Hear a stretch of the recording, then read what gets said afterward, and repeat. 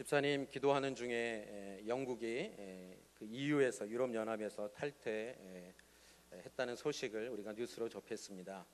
저는 그 얘기를 하고 싶어서 얘기를 꺼낸 것은 아니고요.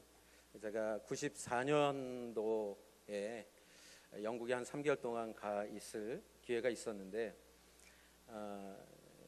그 짧은 시간 이렇게 보내면서 영국 날씨가 정말 변화무쌍하다라는 것을 경험을 했습니다. 그래서 그런 얘기가 있더라고요. 영국 날씨를 이렇게 표현하더라고요. One day, four season이라고. 그러니까 하루에 4가지 계절의 날씨를 다 경험할 수 있다라고 그렇게 얘기를 하더라고요. 정말 그렇더라고요. 해가 떴다가 비가 왔다가 바람이 불었다가 쌀쌀했다가 어쩌면 우리의 인생 여정이 그렇게 날씨와 같지 않을까 그런 생각을 해봅니다. 햇볕이 쨍쨍 찔 때는 정말 우리가 좋아하죠. 날씨가 참 맑구나.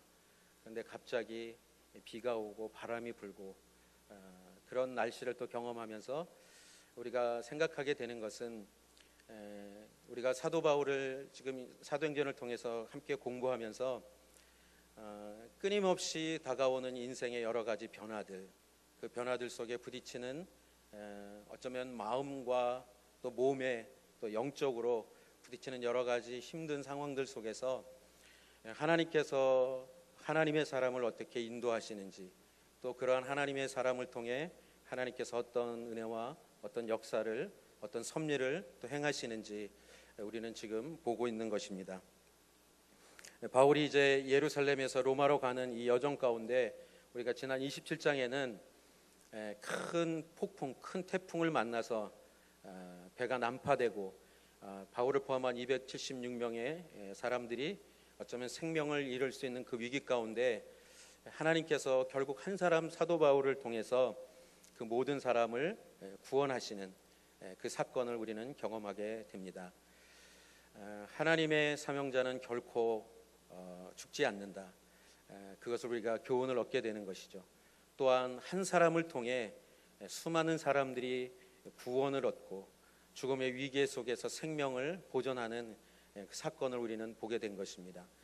사랑하는 성도 여러분, 여러분이 얼마나 중요한 존재인가를 결코 잊지 않기를 주님의 이름으로 축복합니다.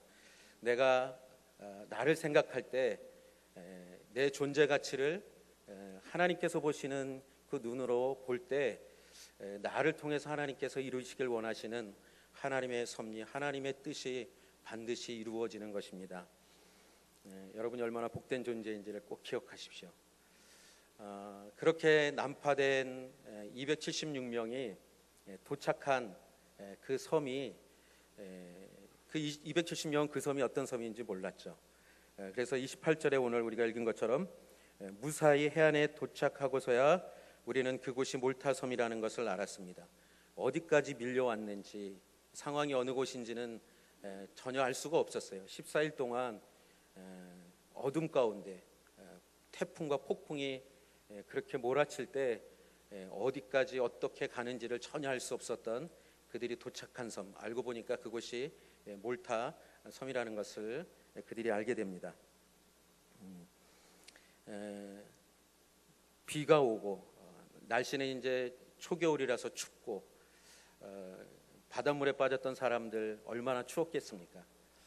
그런데 우리가 오늘 2절을 보면 생각지 못한 낯선 곳에 그리고 큰 위기를 겪고 겨우 생명을 구원한 그 276명을 위해서 사람들이 어떻게 해요? 친절을 베푸는 것을 보게 됩니다.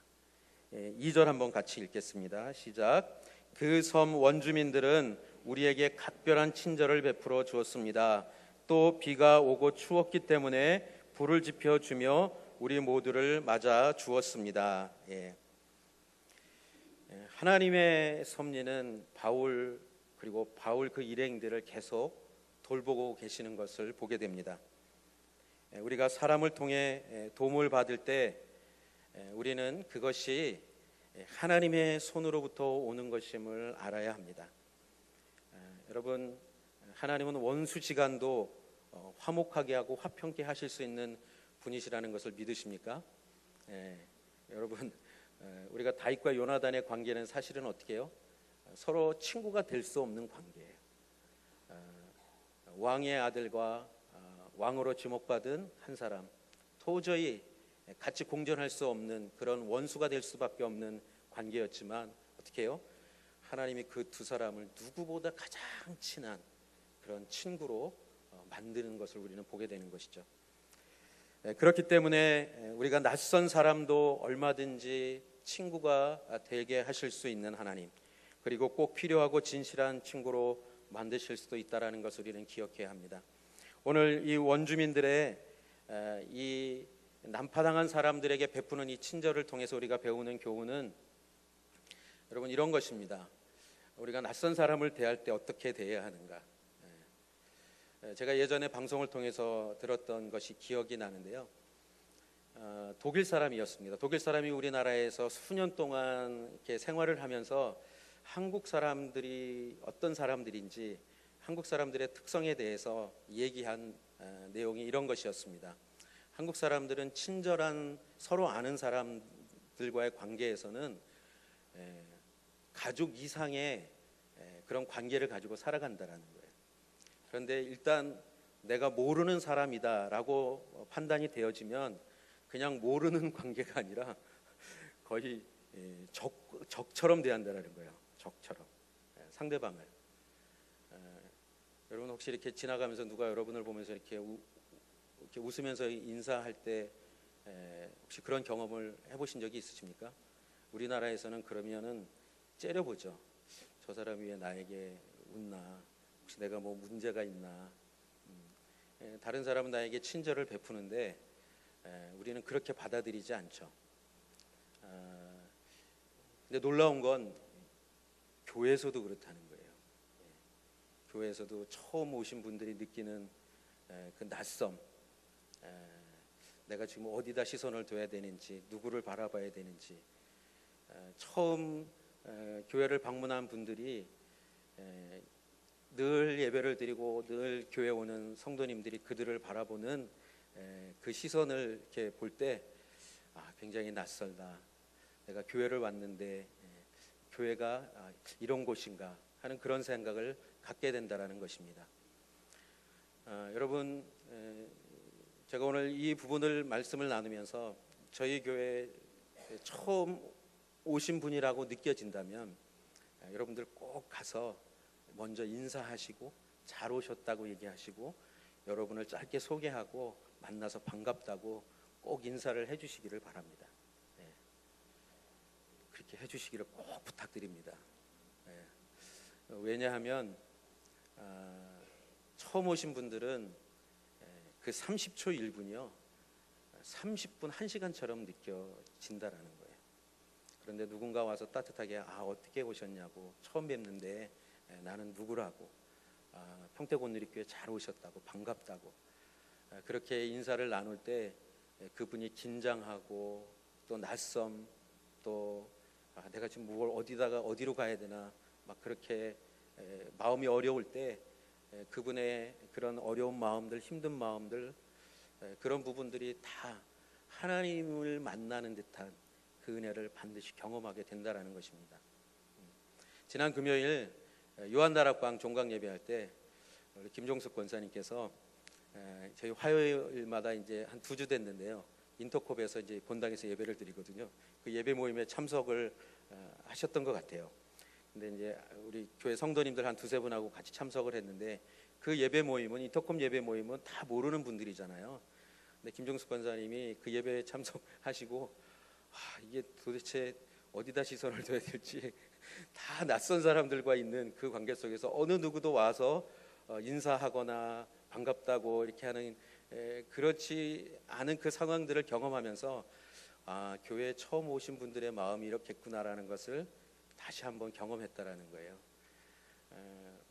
여러분, 지금 이 난파된 이 배에서 겨우 생명을 건진 276명, 이들이 얼마나 힘들었겠습니까? 보름 동안 고생했죠. 겨우 죽을 위기에서 벗어났죠. 거기다 흠뻑 젖었죠. 날씨는 춥죠.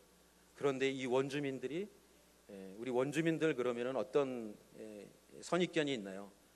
무섭고 두렵고 외부인들은 어떻게 해서든지 해치려고 하는 그런 이미지를 생각하지만, 근데 하나님께서 이들을 통해서 가장 어렵고 힘든 276명에게 위로와 힘을 주시는 그런 은혜를 베푸셨다라는 거예요. 원주민들은 각별한 친절을 베풀어 주었을 뿐만 아니라 비가 오고 추웠기 때문에 불을 지펴 주었다. 여러분, 배고플 때 가장 필요한 것이 무엇이겠습니까? 음식 아니겠습니까? 지금 어쩌면 이들은 음식도 필요했겠지만 지치고 추운, 그래서 몸이 너무도 힘든 이 순간에 따뜻한 그것이 얼마나 필요했다라는 것을 이 원주민들이 알고 불을 지펴서 그들이 불을 쬐을 수 있도록 도와주었다라는 것입니다. 여러분, 도움을 줄 때 무엇이 필요한지를 알고 도와주는 것이 필요한 거예요. 그러니까 내 방식대로 내가 하기 원하는 것을 가지고 도우려고 하는 것이 아니라 상대방의 필요가 무엇인지, 그가 지금 가장 필요한 무엇인지를 그것을 잘 알아서 친절을 베풀고 도와줄 때 그 친절은, 그 도움은 그 사람에게 평생 잊지 못할 친절과 도움으로 기억될 것이고 늘 그것을 따뜻하게 기억하며 살아갈 것입니다. 사랑하는 성도 여러분, 우리가 베푸는 친절이 누군가에게 하나님을 경험할 수 있는 친절이 될 수 있기를 주님의 이름으로 축복합니다. 그 사람을 생각하고 무엇이 필요한지를 잘 알아서 섬기는 것. 그렇게 이제 따뜻한 그 온기를 느끼면서 그 276명이 그렇게 시간을 보내고 있을 때 저는 사도 바울의 모습 속에서 참 부지런하다 그 생각을 다시 한번 하게 됩니다. 물론 다른 사람들도 마른 나뭇가지를 주었겠죠. 그렇지만 대부분 어쩌면 지치고 힘들기 때문에 불을 쬐는 것으로 아마 머물러 있었을 것 같은데, 3절 한번 같이 보겠습니다. 시작. 바울이 마른 나뭇가지 한 묶음을 모아다가 불 속에 넣었더니 뜨거운 열기 때문에 독사가 기어나와 바울의 손에 달라붙었습니다.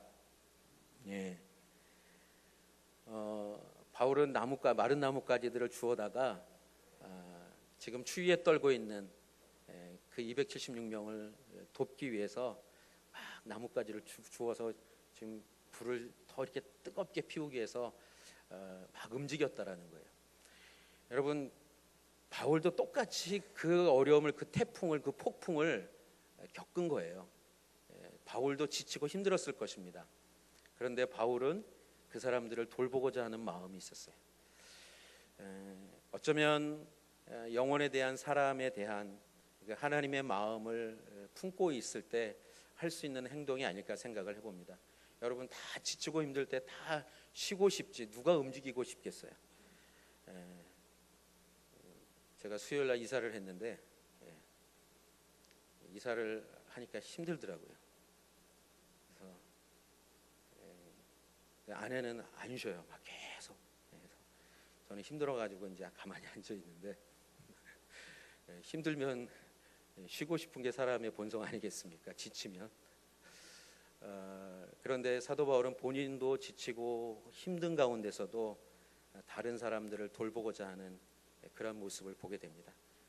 그런데 참 우리가 여기서 배우는 또 한 가지 교훈은 나는 선한 일을, 착한 일을, 그리고 다른 사람들을 돕기 위해서 했는데 생각지 않은 그 반대의 일을 겪을 수 있다라는 거예요. 여러분, 지금 나뭇가지를 주워다가 불 속에 그 나뭇가지를 넣는 과정 속에서 오늘 성경에 뭐라고 기록되어 있습니까? 뜨거운 열기 때문에 독사가 기어 나와서 바울의 손에 달라붙은 거예요. 분명히 좋은 일을 하고 있었는데, 나도 힘들지만 더 힘든 사람들을 돕기 위해서 막 그 일을, 나뭇가지를 주워다가 불을 때우고 있었는데 그 순간에 독사가 기어 나와서 무는 것이죠. 여러분, 우리가 누군가를 돕기 위해서 선한 일, 착한 일을 하는데 그런 가운데서도 내가 어려움을 얼마든지 당할 수 있다라는 거예요. 하나님, 나는 왜 이렇게 하나님 마음을 가지고 잘 섬기려고 하는데 왜 상대방은 나에게 이렇게 마음을 어렵게 하나요? 왜 비방하나요? 이런 일이 있을 수 있다는 거예요. 심지어는 사탄의 공격도 얼마든지 있을 수 있다는 것이죠. 여러분 이럴 때 어떻게 해야 되는가?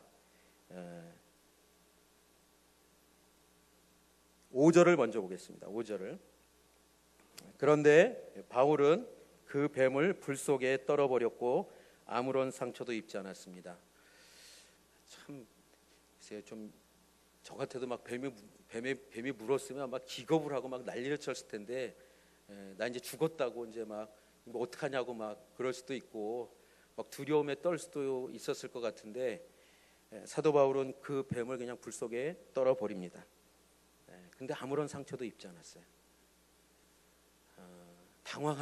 당황했다라는 얘기가 없어요. 두려워했다라는 얘기가 없어요. 하나님이 살려줄 것을 믿어서 그랬는지 그건 잘 모르겠습니다.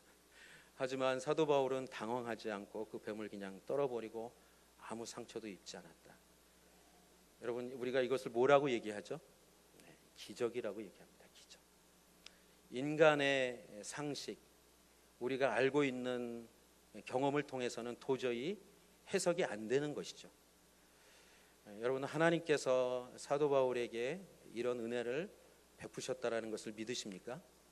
저는 분명히 믿습니다. 사전에는 이렇게 기록되어 있더라고요. 종교적인 의미의 기적은 신이 베푼 은혜라고 이렇게 기록을 하고 있는 거예요. 여러분 만일 그런 것이 아니라면 이걸 뭐라고 해석할 수 있겠어요? 원주민들이 뱀에 물린, 독사에게 물린 사도 바울을 보면서 그 원주민들이 뭐라고 생각했는가를 보면 이것이 기적인지 아닌지를 우리는 분명히 알 수 있습니다. 4절 한번 같이 읽겠습니다. 시작. 원주민들은 독사가 바울의 손에 매달려 있는 것을 보고 서로 수군거렸습니다. 이 사람은 살인자가 분명하다. 그가 바다에서는 살아났지만 정의의 여신이 그를 살려두지 않나 보다.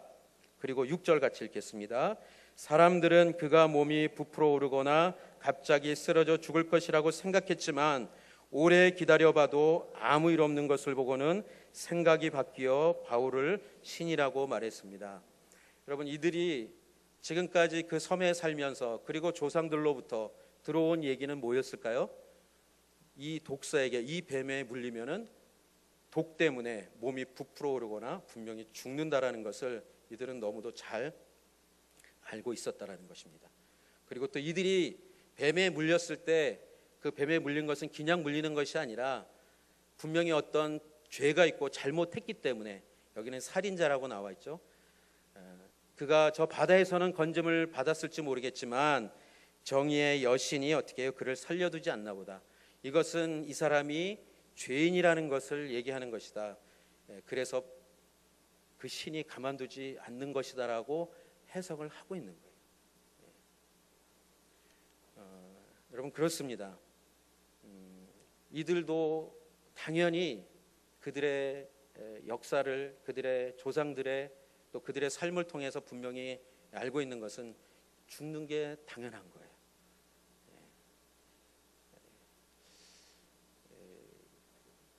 마가복음 16장 17절 18절에 그래서 성경은 이렇게 기록하고 있습니다. 믿는 사람들에게는 이런 표적이 따를 것이다. 그들은 내 이름으로 귀신을 내쫓고 새 방언으로 말하며 손으로 뱀을 집어들고 독을 마셔도 아무런 해를 받지 않으며 아픈 사람들에게 손을 얹으면 병이 나을 것이다. 여러분 그렇다고 이거 아무 때나 테스트하지 마세요. 한번 해보자.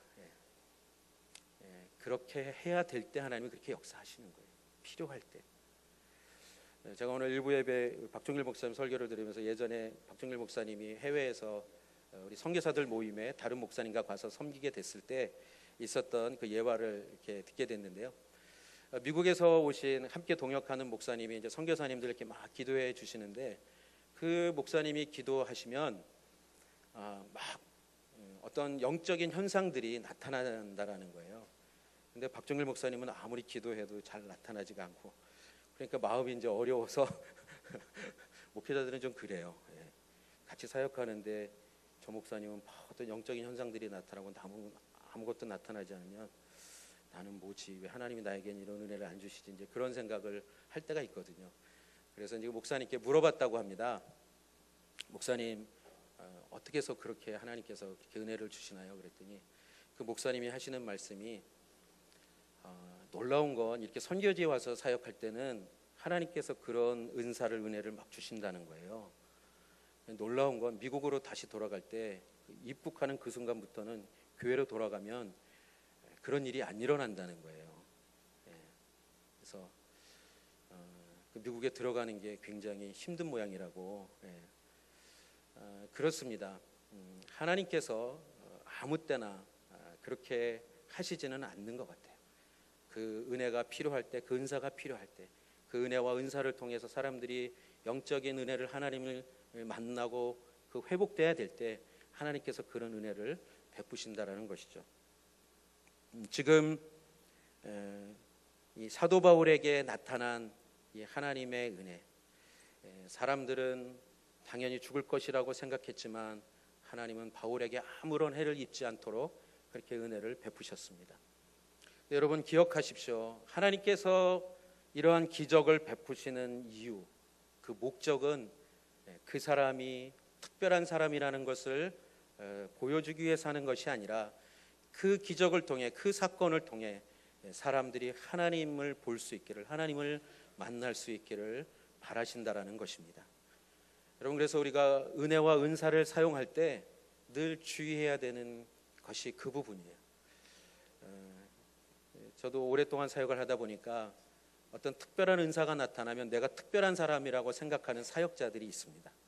그래서 어느 날 자꾸 시간이 지날수록 자기는 특별한 사람, 그리고 자기는 하나님 어떤 특별한 은사를 갖고 사역하는 사람에서 나는 다른 사람들과 다르고 그래서 내가 하는 건 뭐든지 다 옳다라고까지 가는 것까지 제가 봤어요. 어렵더라고요. 결국은 문제가 생기더라고요. 여러분 늘 하나님 앞에 겸손할 수 있기를 주님의 이름으로 축복합니다.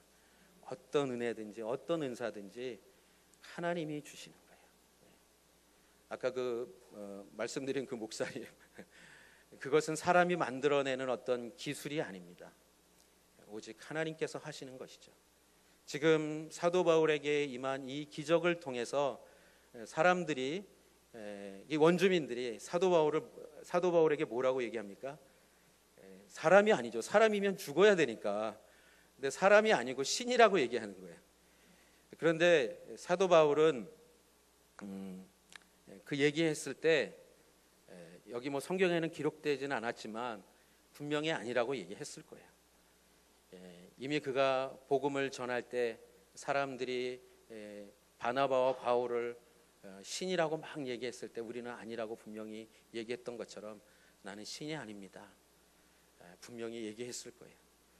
그런데 이 사건을 통해서 하나님께서 또 한 번의 기적을 베푸십니다. 이 섬의 추장인 보블리오가 이 바울과 그 일행을 초대하는 거예요. 근데 이 보블리오는 이 섬에서 추장이고 땅을 가지고 있었고 아마 굉장히 부자였던 것 같아요. 그래서 그 일행들을 다 초대해서 성경에 보면 3일 동안 극진히 대접했다라고 기록하고 있습니다. 하나님의 은혜를 입은 사람들의 마음입니다. 물론 이들이 아직 하나님을 믿지 않았다 할지라도 무엇인가 분명히 하나님이 나타내시는 그 기적을 보았을 때 이 사람들에게 특별히 무엇인가 더 잘 대접하고 섬겨야 되겠다라는 그 마음을 가지게 됐던 것이죠. 그래서 보블리오가 그렇게 3일 동안 극진히 대접을 하는 과정 속에 어떤 일이 일어나는가? 우리 8절 한번 같이 보겠습니다. 8절 읽겠습니다. 시작. 그의 아버지는 열병과 이질에 걸려 병상에 누워 있었습니다. 바울은 그를 방문해 기도하고 그 사람의 몸에 손을 얹어 고쳐 주었습니다. 독사에게 물렸지만 죽지 않고 살아난 아무런 해를 입지 않은 사도 바울. 그 사도 바울을 보며 원주민들 모든 사람들뿐만 아니라 그 섬의 추장 보블리오가 사도 바울을 초대해서 극진히 대접했는데 그때 그 집에 보블리오의 아버지가 부친이 열병과 이질에 걸려서 병상에 누워 있었던 거예요. 여러분 작은 그 몰타 섬에 뭐 특별히 의료진이 있었겠습니까? 그리고 열병이나 이질에 걸리면 나름대로 민간요법을 또 해서 고치려고 했겠지만 치료가 되지 않았던 것 같아요. 그랬을 때 우리가 병에 걸려보면 알겠지만 이게 또 죽을 병이라고 생각될 때 사람들의 마음이 얼마나 어렵겠습니까? 그런데 그렇게 초대받고 대접을 받은 후에 그 열병과 이질에 걸려있는 아버지를 위해서 사도 바울이 어떻게 해요? 기도합니다. 그리고 손을 얹어서 그렇게 안수할 때 그 아버지의 병이 낫는 거예요. 여러분 한번 잘 생각해 보십시오. 사도 바울이 지금 로마로 가는 이 여정 속에 난파당하고 생각지 않은 그 섬에 지금 들어가게 됐고, 그 가운데 하나님께서 원주민들을 통한 그 돌봄을 받고, 그런 가운데서도 또 독사에 물렸지만 살아나는 그 기적, 저는 분명하게 사도 바울이 하나님이 이곳에서도 함께 하시는구나, 하나님이 이렇게 은혜를 베푸시는구나, 그걸 어찌 몰랐겠습니까? 그리고 하나님께서 반드시 이곳에서 행하실 일들이 있겠구나라는 것을 사도 바울은 분명히 알았을 것입니다. 그리고 그렇게 초대받아 갔을 때 대접을 받고 그가 병 걸려 있는 그의 보블리오의 아버지를 낫게 한 것, 그것은 단순히 그가 자신에게 어떤 능력이 있어서 행한 것이 아니라 하나님께서 이 일을 행하게 하신다라는 분명한 믿음이 있었을 것입니다. 여러분, 기도할 때 사실은 확신을 갖고 기도하는 경우가 우리가 얼마나 많겠어요. 사도 바울은 지금 이 사건들을, 이 기적들을 체험하면서 하나님 앞에 의탁하고 믿음으로 기도하는 것이죠. 여러분, 그럴 때 이렇게 병이 낫는 놀라운 은혜를 보블리오의 부친이 입게 되는 것입니다. 이 원주민들이 어떻게 했습니까? 이 섬의 사람들이 이 소식을 듣고 어떻게 했어요? 자기들은 도저히 고칠 수 없는 병이었는데, 자신들은 해결할 수 없는 일이었는데, 사도 바울, 뱀에 물려도 독사에 물려도 죽지 않는 사람, 그리고 기도하니까 병을 낫게 하는 사람. 여러분, 하나님께서 이 기적을 이 섬에 일으킨 이유는 무엇일까요? 사도 바울은 늘 여기저기 정말 떠돌아다니는 그런 인생처럼 보였지만, 하나님은 사도 바울이 가는 곳곳마다 하나님의 은혜를, 하나님의 사랑을, 하나님의 복음의 그 은혜를 그를 통해서 역사하시는 것을 보게 됩니다. 여러분, 그래서 9절 한번 같이 읽겠습니다. 시작. 이 일이 있고 나서 그 섬에 사는 다른 병자들도 와서 낫게 됐습니다. 여러분, 예수님이 눈먼 자, 중풍병자, 저는 자, 수많은 병자들을 그렇게 고쳐주셨을 때 그 소식을 듣고 수많은 병자들이 주님께 나오지 않았습니까? 사도 바울이 이 보블리오의 부친을 낫게 하자 그 섬에 아픈 사람들, 병든 사람들 다 사도 바울에게 오는 거예요. 그런데 성경은 뭐라고 기록하고 있습니까? 다른 병자들도 와서 낫게 되었다. 여러분, 저와 여러분에게 하나님께서 이런 은사를 주시지는 않을지 모르겠습니다. 하지만 중요한 것, 하나님께서 하나님의 사람들을 통해서 궁극적으로 이루시길 원하시는 것은 단순히 병 고침의 그 은혜뿐만 아니라 그들이 예수님을 만나고 구원의 은혜를 입는 그 자리로 초대하는 것이죠. 여러분, 사도 바울이 그동안 무슨 일을 했습니까? 그 어렵고 험난한 그 모든 여정 속에서 그가 끊임없이 하고자 했던 것은 무엇이겠습니까? 복음 전하는 거 아니었습니까? 죽는 것도 사는 것도 오직 예수 그리스도 때문이라고 고백하지 않습니까? 근데 과연 이 몰타 섬에서 뱀에 물려도 죽지 않고 병든 자들을 낫게 하는 이 기적을 통해서 사도 바울이 나는 그런 사람이다라고 자신을 드러내기를 원했을까요? 아니요. 사도 바울은 분명히 아마 예수 그리스도의 복음을 전했을 것입니다. 이것은 내가 낫게 하는 것이 아니다. 이것은 하나님께서, 나의 주님 예수 그리스도께서 이 병을 낫게 하시는 것이다라는 그 고백과 선포가 있지 않았겠습니까?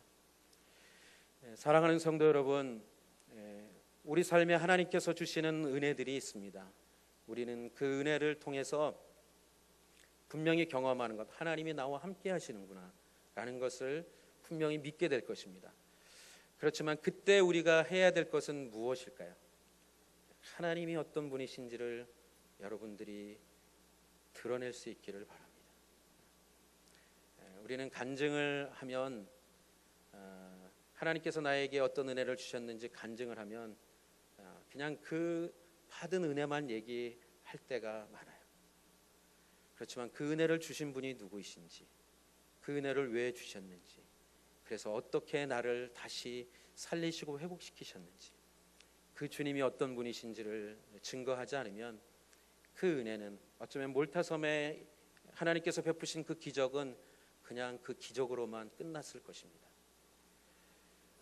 사명이 있는 사람들, 하나님의 분명한 인도하심과 계획 속에 살아가는 사람들, 그 사람들에게 일어나는 그 어떠한 일이든지 그것이 사도 바울이 겪은 풍파와 환난이나 할지라도 그것은 궁극적으로는 하나님의 하나님 되심을, 하나님의 나라를, 하나님의 복음의 역사를 이루어가는 그런 하나님의 뜻을 아름답게 이루어가는 그 일로 사용하신다라는 것을 꼭 기억할 수 있기를 바랍니다.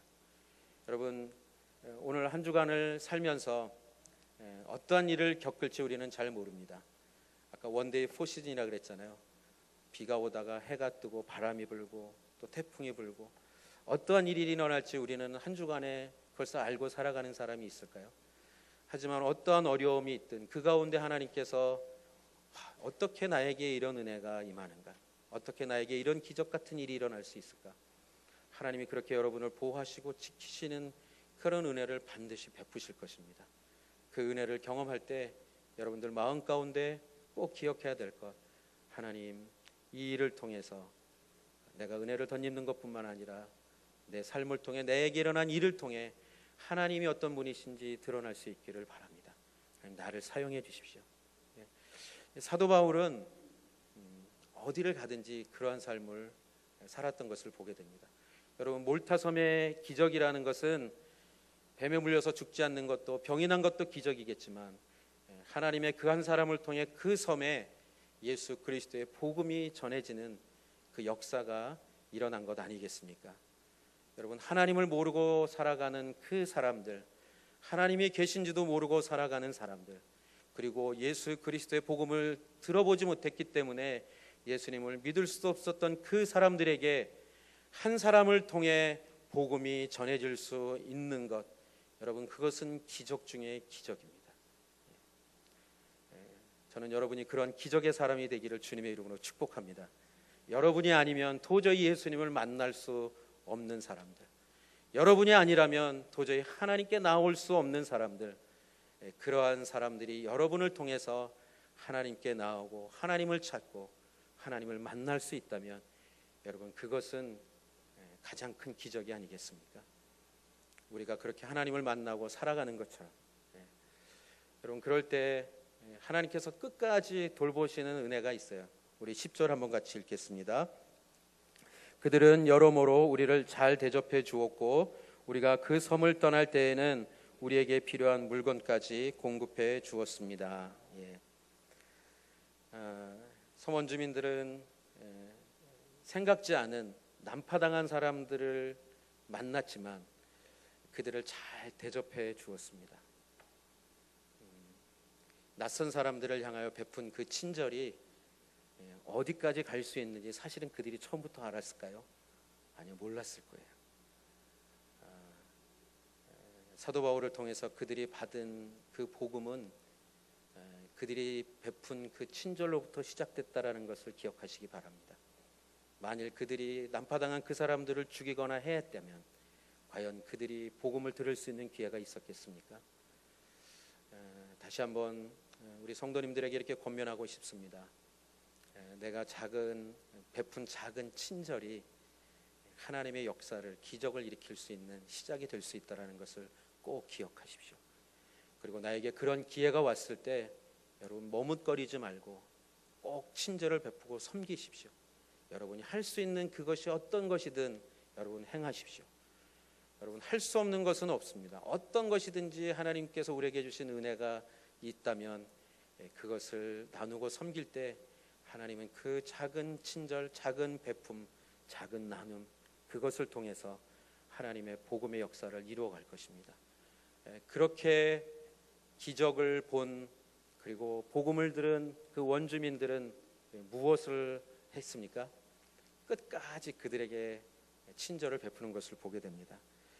아마 석 달 동안 있었던 것 같아요. 이 11절에 보면 석 달이 지난 후 이렇게 기록되어 있거든요. 결코 짧지 않은 그 3개월이라는 시간에 그곳에서 보내면서 지냈던 그 시간들이 난파당한 사람들에게 뿐만 아니라 난파당한 사람들을 잘 돌봐주었던 그 몰타섬의 모든 사람들이 하나님의 은혜를 덧입는 놀라운 은혜를 경험하게 되었던 것이죠. 그래서 그들을 잘 대접해 줍니다. 바울과 바울 일행을 잘 대접해 주고 그 섬을 떠날 때는 그들에게 필요한 물건까지 다 챙겨서 떠나보내게 한 거예요. 이것이 하나님께서 베푸시는 은혜입니다. 누구를 만나든 어떠한 상황 속에서 만나든 하나님의 마음을 갖고 서로 나누고 섬길 때 하나님은 그 만남을 축복해 주시는 것입니다. 서로에게 서로를 통해서 하나님께서 주시는 그 은혜를 서로 덧입는 것이죠. 여러분, 이것처럼 아름다운 만남이 어디 있겠습니까? 계획된 만남이 아니었어요. 계획된 일이 아니었습니다. 생각지 않은 일을 겪고 난파를 당하고 갔던 그 섬에서 만난 사람들, 그리고 생각지 않은 사람들이 섬에 왔을 때 그 사람들을 대했던 그 원주민들, 그렇지만 그 만남이 하나님의 기적과 하나님의 은혜를 체험하는 귀한 만남이 되었다라면 여러분, 우리가 인생 속에 살아가면서 만나는 수많은 만남이 있을 텐데 여러분, 그 만남을 여러분 어떻게 대하시겠습니까? 오늘 사도 바울과 같은 또한 원주민들과 같은 하나님의 그 마음을 품고 여러분들이 모든 만남을 그렇게 축복의 만남으로 만들어갈 수 있다면 하나님께서 여러분들을 통해서 행하실 일은 상상할 수 없는 무궁무진한 놀라운 기적 같은 일들이 일어날 줄 믿습니다. 이번 한 주간이 그러한 한 주간이 될 수 있기를 주님의 이름으로 축복합니다. 누구를 만나든지 어떠한 상황에서든지 이 마음을 꼭 품고 하나님의 그 사람으로 복되게 살아가는 한 주간이 되시기를 주님의 이름으로 축복합니다. 함께 기도하겠습니다.